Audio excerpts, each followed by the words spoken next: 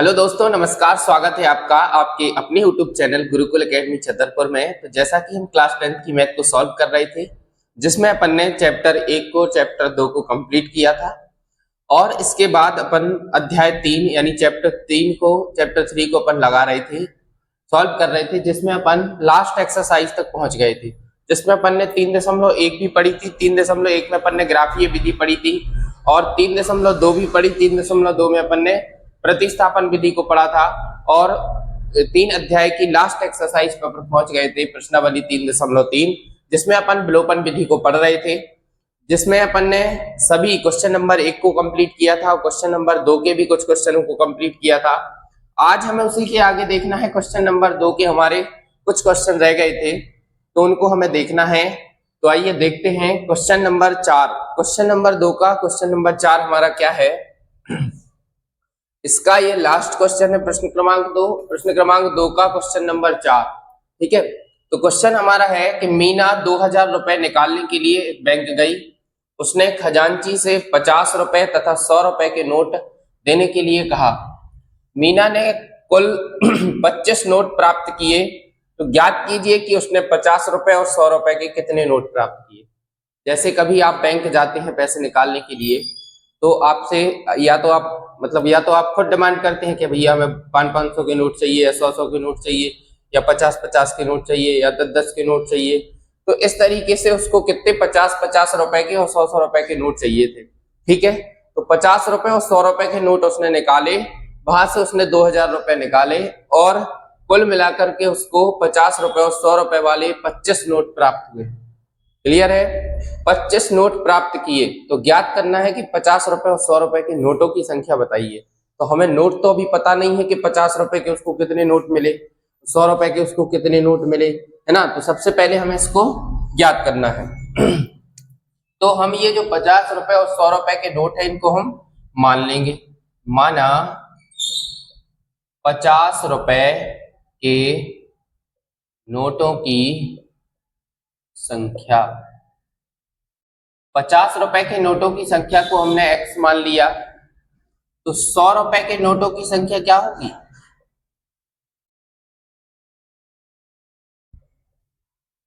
तो 100 रुपए के नोटों की संख्या को हम y मान लेंगे। ठीक है, 50 रुपए के नोटों की संख्या को हमने x मान लिया और 100 रुपए के नोटों की संख्या को हमने y मान लिया। अब आपसे जैसा क्वेश्चन कहता जाए आप वैसा करिए। प्रश्नानुसार शर्त नंबर 1। अब 2 शर्तें दी गई हमारे पास। पहली शर्त है कि मीना ने कुल मिलाकर 2000 रुपए निकाले, या आप पहले इस शर्त को लिख सकते हैं कि मीना को 50 रुपए और 100 रुपए के कुल कितने नोट मिले, 25 नोट मिले। ठीक है, तो नोटों की संख्या तो क्या है, x है और y है। मतलब 50 रुपए के नोटों की संख्या x है तो 100 रुपए के नोटों की संख्या y है। तो टोटल कितने नोट मिले उसको, 25 नोट मिले। आ रही बात समझ में?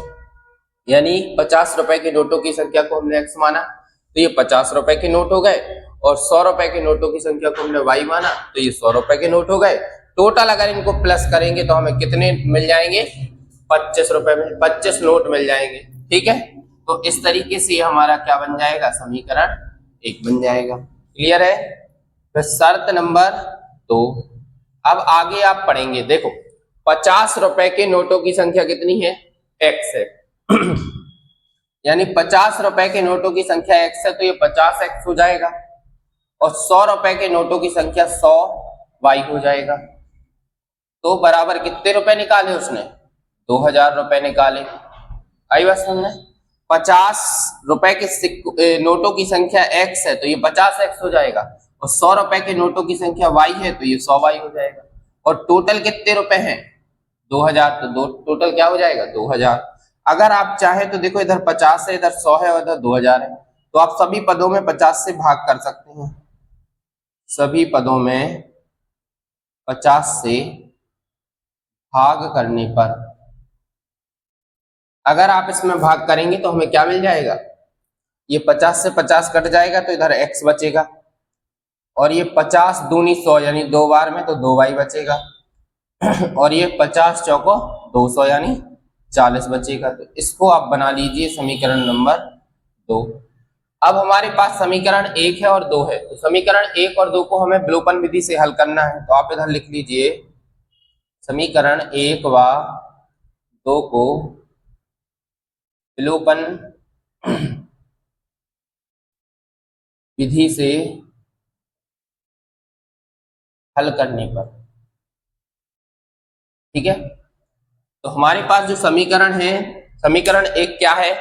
तो समीकरण 1 हमारे पास है x प्लस वाई बराबर 25 और x प्लस 2y बराबर 40।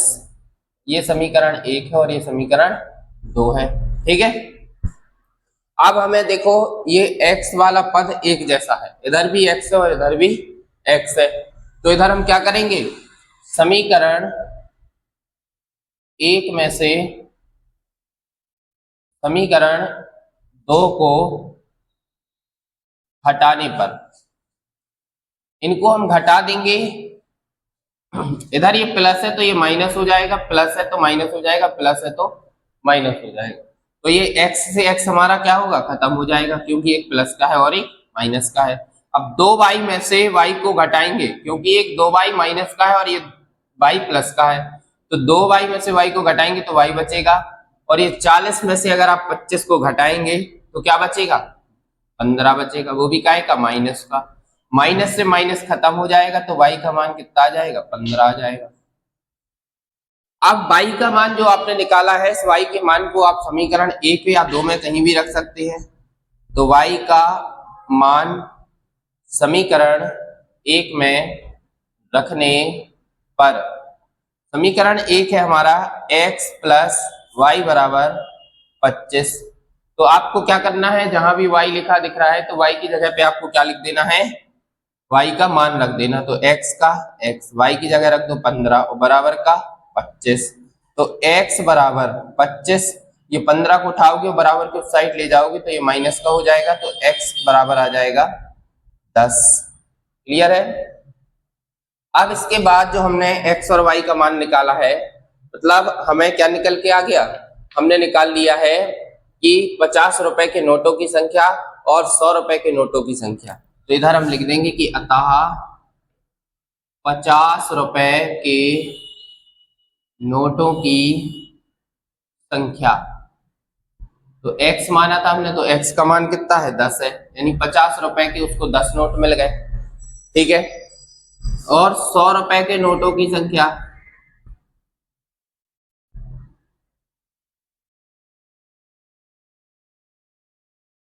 तो बाई माना था तो कितना मिल गया, 15, यानी ये हमारा क्या हो जाएगा, आंसर हो जाएगा। तो अगर आपको डाउट है कि हमारा आंसर सही है गलत है, तो आप किसी भी एक समीकरण में मान रख सकते हैं। जैसे कि हमने इसका x प्लस वाई बराबर कितना है, 25 है, तो x का मान 10, y का मान 15 बराबर 25, 15 और 10 25 बराबर 25, यानी दोनों बराबर है, हमारा आंसर सही है। तो इस तरीके से हमारा ये क्वेश्चन नंबर 4 था। तो हमें जो ज्ञात करना था, 50 रुपए के नोटों की संख्या 10 होगी और 100 रुपए के नोटों की संख्या 15 होगी, ठीक है। तो इसको आप नोट कर सकते हैं या आप इसका स्क्रीनशॉट ले सकते हैं। इसके बाद हमारा 5वां क्वेश्चन है, किराए पर पुस्तकें देने वाले किसी पुस्तकालय का प्रथम 3 दिनों का एक नियत किराया है तथा उसके बाद प्रत्येक अतिरिक्त दिन का अलग किराया है, ठीक है। यानी कोई पुस्तकालय से पुस्तक लाते हैं अपन, तो उसका 3 दिनों का किराया तो फिक्स है। जो 3 दिन के लिए अगर अपन कोई पुस्तक ला रहे हैं, तो 3 दिनों के लिए अपन को एक फिक्स किराया देना होगा, जो कि हमें अभी पता नहीं, ठीक है। तो 3 दिन के लिए तो फिक्स किराया देना पड़ेगा अपन को। जैसे मान लीजिए 3 दिन का 10 रुपए है या 15 रुपए है, जो भी है, तो मान लीजिए 15 रुपए है, 3 दिन का अपन को फिक्स किराया देना ही होगा 15 रुपए, ठीक है। फिर इसके बाद जो भी अतिरिक्त दिन लगता है, जैसे सरिता ने 7 दिनों तक पुस्तक रखने के लिए 27 रुपए अदा किए, जैसे तो क्या करी, तो 7 दिन के लिए किताब लेके आई, तो 7 दिन में से 3 दिन का नियत किराया देगी और जो 4 दिन एक्स्ट्रा होंगे उसका अलग किराया देगी, समझ गए। तो सबसे पहले तो हमें जो नियत किराया है, जो फिक्स किराया है, और जो अतिरिक्त दिन का किराया है, वो तो पता ही नहीं है, सबसे पहले तो वही पता करना है। तो हम क्या करेंगे, मान लेंगे, माना माना पुस्तक का 3 दिन का नियत किराया,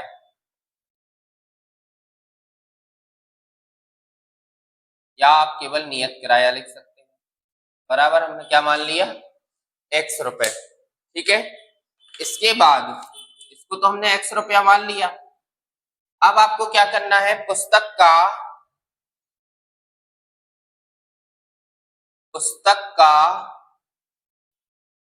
अतिरिक्त दिन का किराया, तो एक्स्ट्रा दिन वो रखती है, अतिरिक्त दिन का किराया। तो अतिरिक्त दिन का किराया हमने मान लिया y रुपए। ठीक है, तो पुस्तक का 3 दिन का, अगर अपन 3 दिन तक पुस्तक रखते हैं तो x रुपया देते हैं, और पुस्तक अगर उसके एक दिन जो अतिरिक्त दिन होगा एक्स्ट्रा दिनों के लिए रखते हैं तो y रुपया देंगे। ठीक है, अब प्रश्नानुसार प्रश्न आपसे जैसा करे वैसा करते जाओ। शर्त नंबर 1 में हमसे कहा गया है सरिता ने 7 दिनों तक एक पुस्तक रखने के लिए 27 रुपए अदा किए।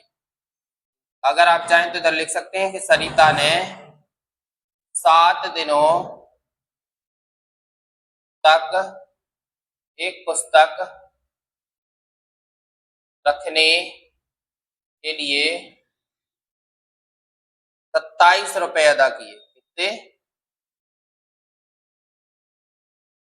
इससे हमें क्या मिल जाएगा, जैसे सरिता गई 7 दिनों के लिए पुस्तक लेने के लिए, जो 3 दिन उसके नियत है, इस 3 दिन का तो वो अलग किराया देगी। 3 दिन का जो किराया है वो क्या है, x रुपए है। फिर जो 4 दिन बचे, इस 4 दिन का वो अलग किराया देगी। तो एक दिन का किराया y रुपए है, तो 4 दिन का किराया क्या होगा, 4y होगा या नहीं। तो हमारा यहाँ पे x रुपया तो उसने 3 दिन का दे दिया, फिर 4 दिन का 4y दे दिया, तो कितना आ गया, कितना दिया टोटल उसने, 27 रुपए दिया। इस तरीके से हमारा ये समीकरण नंबर 1 बन जाएगा। अब शर्त दूसरी क्या है, कंडीशन दूसरी क्या है, दूसरी शर्त है कि सुशी ने एक पुस्तक 5 दिनों तक रखने के लिए, सुशी ने 5 दिनों तक एक पुस्तक रखने के लिए कितने, 21 रुपए अदा किए। ठीक है, तो 3 दिन का तो वो x रुपया देगी, 3 दिन का x रुपया हो गया, और 3 दिन के बाद 5 दिन में से 3 दिन का तो उसने दे दिया x रुपए। अब जो बचे 2 दिन, तो 2 दिन का वो देगी 2y रुपए। क्यों देगी, क्योंकि एक दिन का y रुपए है तो 2 दिन का 2y होगा, तो टोटल उसने कितने दिए, 21 रुपए। ये हमारा क्या बन जाएगा, समीकरण 2 बन जाएगा। क्लियर, यहाँ से हमें क्या बना लिया हमने, समीकरण 1 और 2 बना लिए।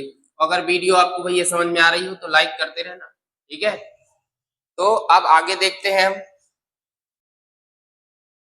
समीकरण 1 बन गया और समीकरण 2 बन गया, तो समीकरण 1 व 2 को अपन विलोपन विधि से हल कर देंगे। तो इधर लिख लो कि समीकरण 1, देखो अब कैसे पता चलता है, ये दोनों, ये यहाँ भी x है और यहाँ भी x है, ये भी प्लस का है ये भी प्लस का है, तो दोनों कटेंगे नहीं, और जब कटेंगे नहीं तो हमें इनको क्या करना है, घटाना है। ठीक है, अगर इनके चिन्ह क्या होते, विपरीत होते, एक प्लस होता एक माइनस होता, तो क्या करते, जोड़ देते तो ये क्यों डायरेक्ट सीधा कट जाता। तो हमें समीकरण 1 में से समीकरण 2 को हटाने पर, समीकरण 1 आपके पास है x प्लस 4y बराबर 27, और दूसरा आपके पास है x प्लस 2y बराबर 21। तो इसको अपन क्या करेंगे, घटा देंगे। तो ये जो प्लस का है इधर माइनस हो जाएगा, ये भी प्लस का है माइनस हो जाएगा, ये भी प्लस है माइनस हो जाएगा, x से x कट जाएगा। तो 4y प्लस का है और 2y माइनस का है, तो 4 में से आप 2 घटाएंगे तो 2y बचेगा। 27 में से 21 घटाओगे 6 बचेगा, तो y बराबर 6, और ये 2 नीचे आ जाएगा क्योंकि भाग में है, गुणा में है इधर, तो 2 तिया 6, तो y बराबर क्या आ जाएगा, 3 आ जाएगा। ठीक है, y का मान निकल आया। अब इस y के मान को आप समीकरण 1 या 2 किसी में भी रख सकते हैं। y का मान समीकरण 1 में रखने पर समीकरण 1 हमारे पास क्या है, तो x प्लस 4y बराबर 27 है। तो x का x लिख दो, 4 का 4 लिख दो, y की जगह पे क्या लिख देंगे, 3 लिख देंगे, बराबर में 27। तो x प्लस 4 तिया 12 बराबर 27। तो x बराबर 27, ये 12 को इस साइड ले जाओगे तो माइनस हो जाएगा। तो x बराबर 27 में से 12 घटाओगे कितना आएगा, 10 आएगा। तो ये x का मान निकल आएगा हमारा है। ओ सॉरी, इधर 27 में से आप 12 घटाएंगे तो कितना आएगा, 15 आएगा। ठीक है, अब इसके बाद हमने एक्स वाई का मान निकाल लिया है। अब एक्स वाई का मान जो है, अब हमने क्या माना था, तो देखो इधर लिख लो, अतः पुस्तक का जो नियत किराया होगा, 3 दिन का नियत किराया,